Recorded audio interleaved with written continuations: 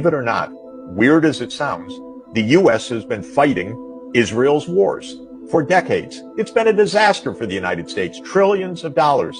By the way, the Israel lobby puts in, $100 million and it gets out trillions on the other side of absolutely horrendous, useless, reckless wars fought on Israel's behalf. Well, Netanyahu, as I said, he doesn't view it as a failure because the U.S. keeps complying. It keeps going along with this. It hasn't stood up and said, you ruined us in 2003. You promised we'd take out Saddam Hussein and all would be well. You told us to take out Bashar al-Assad. We tried to do that, and that was in 2011, and we're 13 years later, and we're still at war. You told us to take out Muammar Gaddafi, and we did that 13 years ago, and now there's still chaos. You have done such destruction, Mr. Netanyahu. Stop it. We don't say that. No. So he just keeps doing this. And maybe, and I'm sure that he thinks, with Donald Trump, now I can really do it. Now we'll go to war with Iran. The other side of this was the idea that, yes, we'll do that for Syria, Libya, Iraq, Iran, but the Saudis will come with us for free. We'll give them some weapon systems, maybe a defense pact, and they'll sign on. That was also the idea of Trump and Biden. No difference between the two in approach.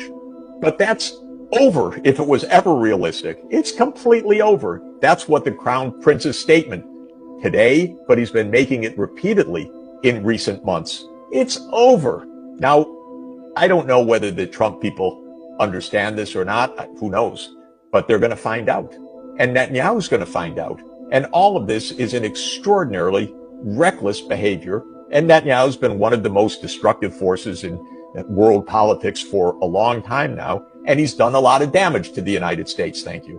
And it's time for him to shut up, basically, to stop trying to bring the United States into war. And his latest is to bring it into war with Iran.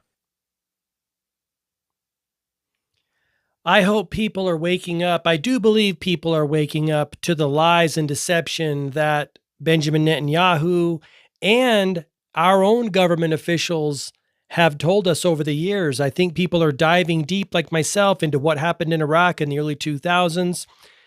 According to Brown University Cost of War Project, up to, they say 200,000 to 600,000. I've also heard up to 900,000, but definitely 200,000.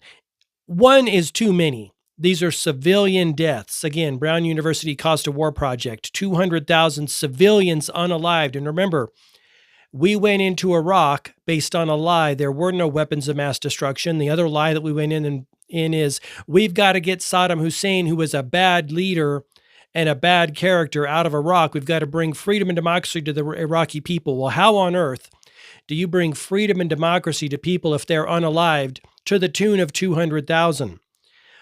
Also, look what happened in Libya.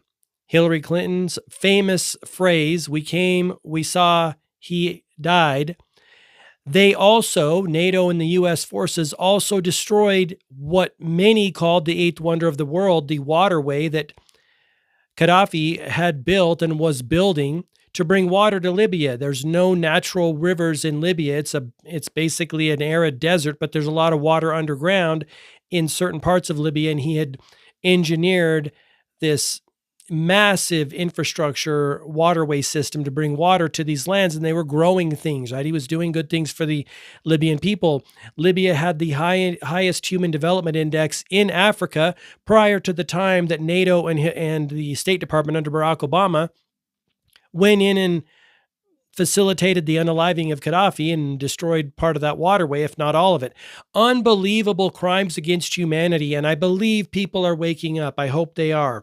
If you like this video, please share it with someone who you think might enjoy it. Leave me a thumbs up, leave your comment down below, and until next time, I wish you all the best, health, wealth, and success. Thanks for watching.